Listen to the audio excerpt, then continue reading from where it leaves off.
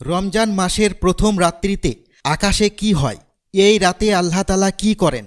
সহিহ হাদিসে বর্ণিত আছে, নবী করিম সাল্লাল্লাহু আলাইহি ওয়াসাল্লাম বলেছেন, যখন রমজানের প্রথম রজনী তোমাদের মাঝে আগমন করে তখন আল্লাহ সর্বপ্রথম যে কাজটি করেন তা হল তিনি জাহান্নামের সমস্ত দরজা বন্ধ করে দেন আর জান্নাতের দরজাসমূহ খুলে দেন এবং আল্লাহ তাআলা শক্তিশালী শয়তানগুলোকে শিকল দিয়ে আবদ্ধ রাখেন যাতে তারা কোনো রোজাদার ব্যক্তির কাছে গিয়ে ওয়াসওয়াসা না দিতে পারে। এখন আপনাদের মনে প্রশ্ন জাগতে পারে, তাহলে রমজান মাসে মানুষ পাপ কাজ কেন করে?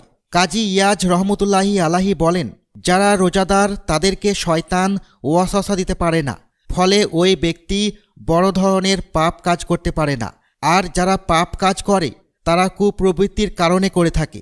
রমজান মাসে শয়তানের প্রত্যক্ষ হস্তক্ষেপ